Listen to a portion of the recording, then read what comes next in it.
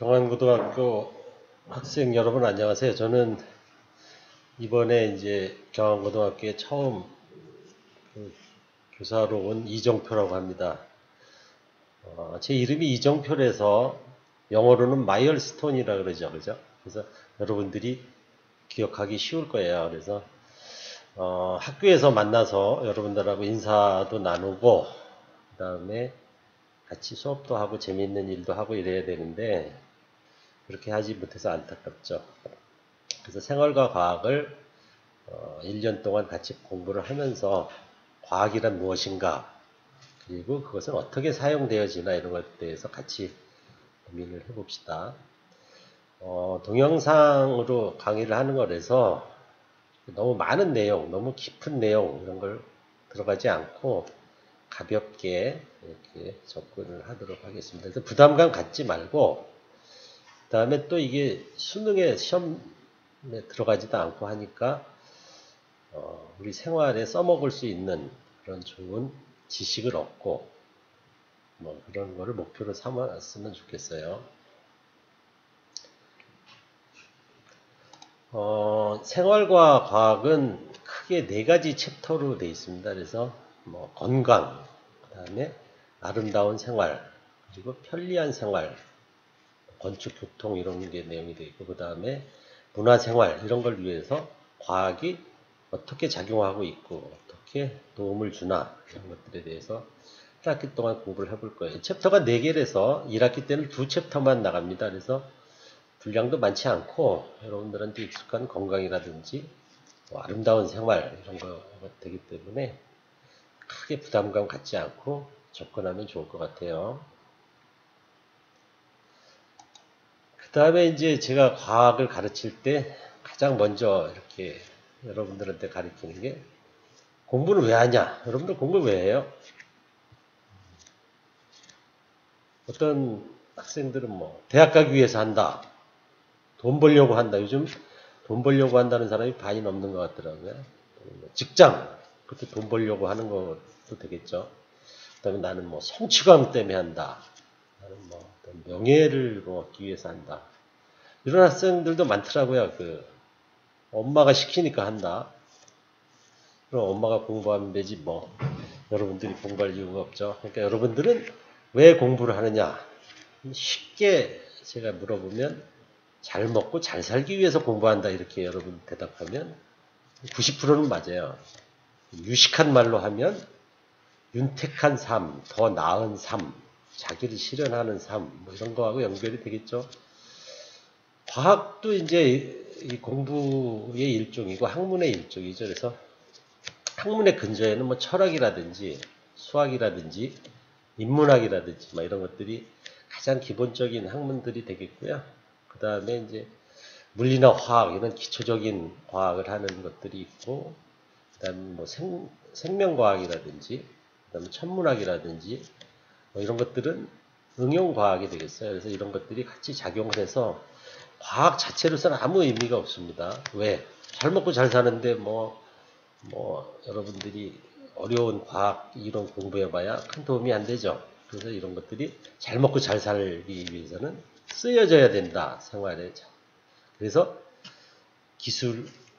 과학이 기술로 발전해야 되고, 기술이 이제 실제로 상용화가 됐을 때, 윤택한 삶을, 이렇게 연기를 할 수가 있어요. 저는 지금 교사 생활을 한 지 5년째인데, 여러분들보다 하수죠. 여러분들은 지금 학생 생활한 지가 12년째죠. 그러니까 여러분들이 저를 잘 대해줘야 돼요. 저는 5년 차니까 초등학교 5학년 수준밖에 안 되니까 여러분들이 잘 대해줘야 그리고 같이 협력을 해야 좋은 공부를 할 수가 있고 과학을 조금씩 알아나가는 정리를 하면 공부는 왜 하냐? 과학은 왜 배우냐? 그럼 여러분들은 잘 먹고 잘 살기 위해서 공부를 한다. 유식한 말로 윤택한 삶, 더 나은 삶을 위해서 공부를 한다. 이렇게 생각을 하고 계시면 되겠어요. 어렵지 않죠? 자, 그러면 뭐 질병, 건강한 생활에서 첫 번째 건강. 그 다음에 그 중에서도 질병에 대해서 공부를 해볼 거예요. 여러분들 요즘 짜증나죠? 코로나 바이러스나 뭐 이런 것들 때문에. 그래서 그런 것들이 왜 생기고, 그 다음에 어떻게 고칠 수 있고, 그 다음에 우리 생활에 어떻게 영향을 미치는지 이런 거에 대해서 공부를 해볼 거예요. 이 공부를 하면서 여러분들이 너무 부담감을 가지지 않았으면 좋겠어요. 뭐 막 전문적 지식 이런 거에 너무 깊이 들어가려고 하지 말고 전체적으로 어떠한 것들이 있고 우리가 어떤 것들에 좀 관심을 가져야 되고 그런 것들의 기초적인 걸 공부를 하고 나중에 살면서 더 필요한 것들이나 이런 것들이 있으면 그런 것들은 하나씩 하나씩 찾아나갈 수 있게 기초적인 틀을 구축해야 되겠죠. 그렇게 하기 위해서 같이 공부를 해봅시다. 코로나 바이러스.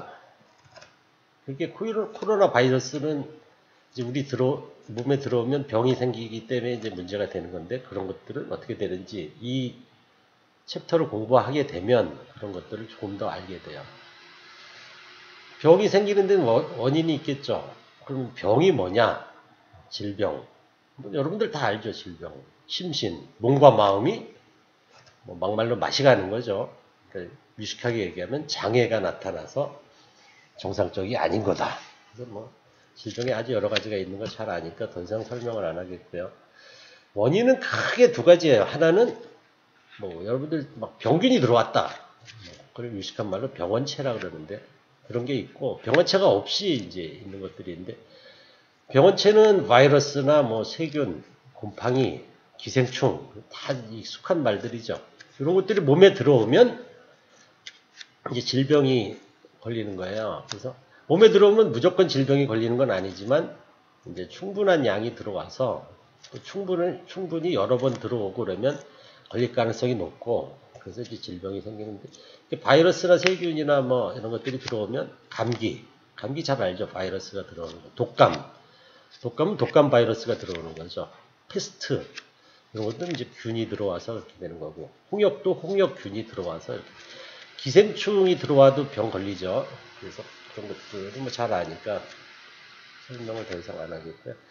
이렇게 병원체나 감염 들어와서 이제 병원체 같은 게 들어와서 감염성 질병이 생기면 급하게 이제 급성으로 나타납니다. 급성은 뭔지 알죠? 반대는 만성인데 아주 짧은 시간에 우리가 감기에 걸리거나 이렇게 됩니다. 그래서 세균성 바이러스 세균이 들어오면 우리가 항생제 먹죠. 항생제로 대부분 치료가 가능합니다. 바이러스성은 우리가 몸에서 자체로 항체를 만들어서 이제 감기가 낫거나 이렇게 되기도 하고 항바이러스제를 먹어야 되겠죠. 그래서 지금 코로나 바이러스 같은 거는 항바이러스제가 없죠. 그래서 몸에서 항체를 만들어서 치료가 되고 그래서 그런 것들 때문에 이제 항체를 만들기 전에 몸이 점점 나빠지면 죽을 수도 있고 그렇게 됩니다. 그다음에 생활 습관이 나쁘고 술 먹거나 담배를 피우거나 몸이 쇠약하거나 유전적으로 결함이 있거나 어쩌고 이렇게 될 때는 비감염성 질병이라고 되고요. 여러분들이 잘 아는 혈압이 높아지는 고혈압, 당뇨, 유전병 이런 것들이 그런 거에 해당이 되겠습니다. 고혈압, 당뇨 이런 거 하루아침에 되는 게 아니고 나이 들어가면서 천천히 다시 여기서 만성으로 오죠. 이제 어떻게 해야 되냐? 당뇨 치료제가 있을까요? 고혈압 이런 거 치료제 보통은 이렇게 딱 치료하는 그런 약들은 잘 없고 조절제를 많이 사용을 하게 돼요. 그럼 여기서 여러분들이 이제 좀 약간 전문적인 지식, 세균이라든가 바이러스가 뭐냐? 아주 작은 그런 생물 이렇게 하면 되겠어요. 그래서 세균은 우리가 몸에 여러 가지 우리 세포 배웠죠. 세포에 소기관들이 있는데 이런 것들이 완전하지 않은 것들이 세균과 바이러스가 되겠어요. 세균은 그 생물 분류에서 이제 원핵 생물이라고 하고 바이러스는 더 이렇게 생명체에서 멀어진 그러니까 막말로 후지게 된 그런 거예요. 그러니까 그런 기관 같은 게 거의 발달되지 않고 살아있는 세포에서만 살 수 있는 그런 것들인데 거의 생물과 무생물의 중간 정도 되는 그런 것들을 바이러스라고 그래요. 그래서 바이러스는 문제는 이제 거의 모든 생물체를 감염시키는 게 문제가 되고요. 책에 이제 고혈압에 대해서 나오는데 고혈압은 혈압이 높은 거죠. 근데 혈압 어떻게 재는지가 책에 나와 있습니다. 여러분들이 보면 되는데 여러분들이 혈관을 꽉 누르고 있으면 피가 안 통하겠죠. 그러면 소리가 들리겠어요? 안 들리겠어요? 청진기 들이대면 소리가 안 들립니다. 그래서 살살 풀르면 그 피가 갑자기 흐르는 지점이 생겨요. 그게 이제 그때 혈압을 재면 이게 혈압이 되겠어요. 그래서 혈압은 두 가지예요. 하나는 수축기 혈압, 이완기 혈압. 수축기 혈압은 더 높겠죠. 확 펌핑을 해서 나가는 거니까 제일 높은 혈압이 그 수축기 혈압이 되겠고요. 그러니까 이제 꽉 잡고 있다가 살살 풀어주면 갑자기 흐르는 부분, 그게 이제 수축기 혈압이 되겠고, 그 다음에 계속 또 이렇게 더 압력을 낮춰주면 또 이제 더 많이 흐르는 이제 지점이 이완기 혈압이 되겠어요. 그래서 그 두 가지 혈압이, 여러분 혈압점 두 가지 있죠. 뭐 얼마에 얼마. 예를 들면 120에 80. 120이 이제 수축기 혈압이 되겠고 80이 이완기 혈압이 되겠어요. 그리고 이제 나이별로 좀 다르긴 한데 나이별로 얼마 이상은 고혈압, 얼마 이상은 저혈압. 그래서 여러분들도 여러분 나이에 맞게 혈압을 재서 나이에 맞게 이제 내가 혈압이 정상인가 아닌가 이런 것들을 측정을 하면 되겠죠. 당뇨병 많이 생기죠 요새. 그래서 당뇨병 혈당 어떻게 조절되냐 하면 밥을 팍 먹거나 하면 혈당이 증가해요. 그러면 인슐린이 딱 분비돼서 혈당이 내려가고, 혈당이 너무 내려가면 다시 이제 혈당을 올려주는데, 이거는 글리코겐을 포도당으로 바꾸고, 이제 포도당이 많아지면 혈당이 높아지는 거죠. 그래서 혈당이 높아졌다, 낮아졌다, 이거를 계속 컨트롤 하면서 인슐린과 글리코겐이 혈압을 조절하는 거예요. 그래서 정상적인 사람은 그 조절이 잘 되는데, 이제 몸이 좀 안 좋거나 유전적으로 결함이 있거나 뭐 이런 사람들은 장시간에 걸쳐서 당뇨병이 오기도 합니다. 이제 당뇨병은 문제는 여러 가지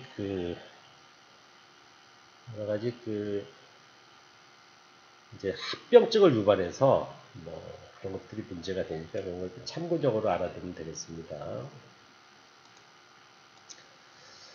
그 다음에 이제 질병 진단 방법. 우리가 질병에 걸렸으면 병원에 가죠. 병원에 가면 어떻게 진단하느냐. 문진.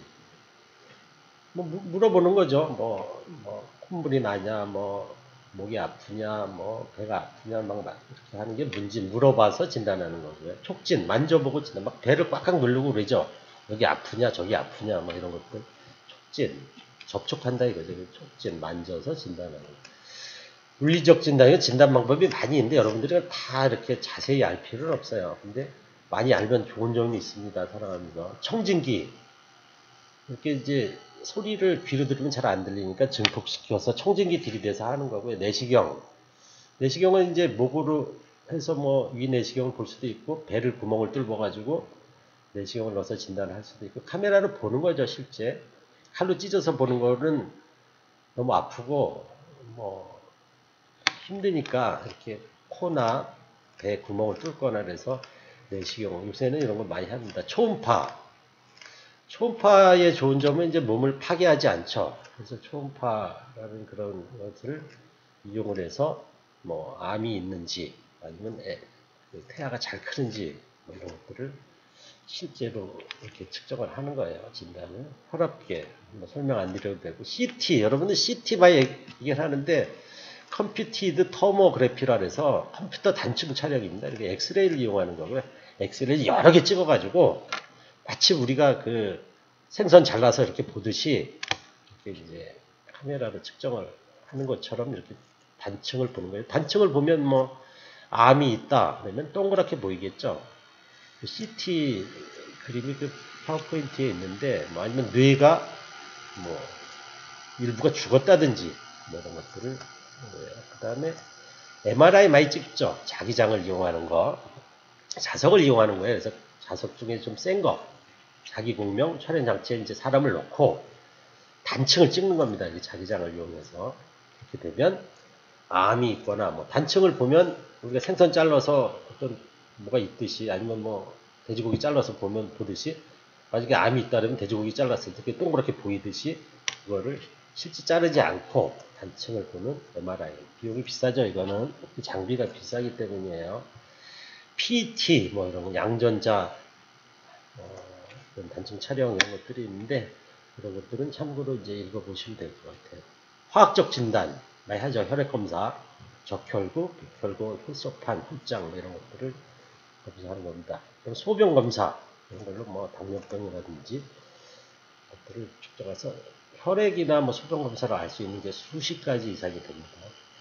그리고 이제 보면 그 참고로 뭐 적혈구 이런 것들 적혈구를 RBC라고 합니다. 레드 블러드 셀. 그 다음 백혈구 WBC라고 그러죠. 화이트 블러드 셀. 혈소판 이런 거에 대해서 정리를 해놨습니다. 그래서 그런 것들을 참조해 보시고요.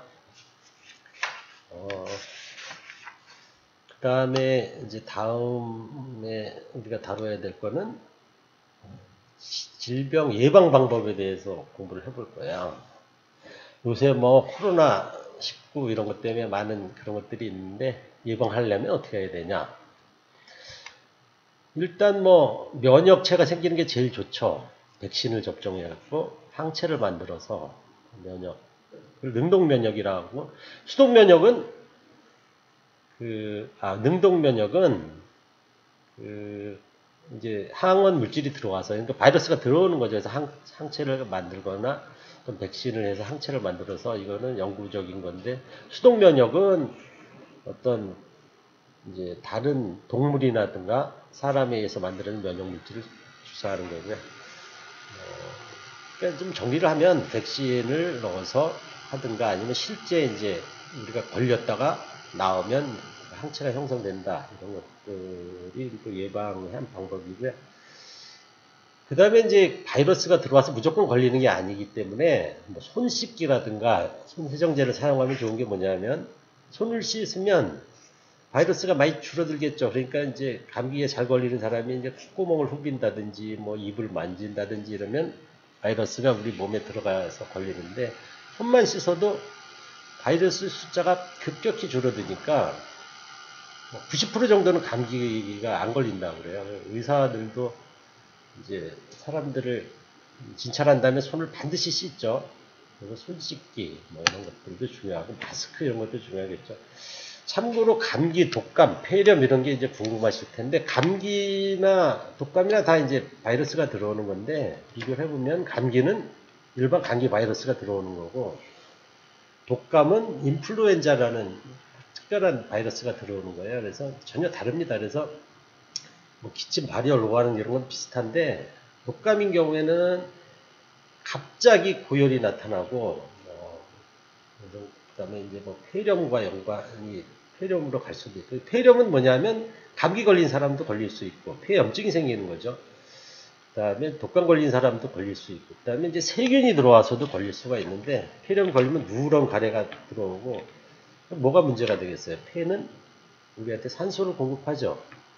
그다음에 폐는 약합니다. 이게 되게. 그래서 폐렴이 걸리면 바로 병원에 가서 집중 치료를 받아야 됩니다. 그래서 폐렴이 걸렸을 때 가만히 놔두면 죽을 수도 있어요.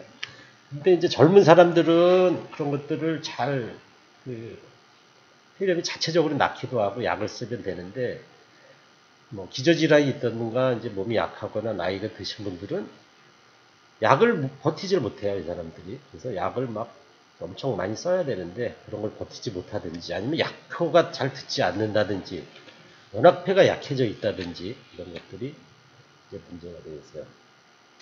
최근에 유행한 유행성 인플루엔자가 이제 SARS가 있죠. SARS는 Severe Acute Respiratory Syndrome, 메르스는 중동, 미들이스트, 호흡기 증후군, 레스퍼러터리 신드롬이 되겠죠. 코로나19.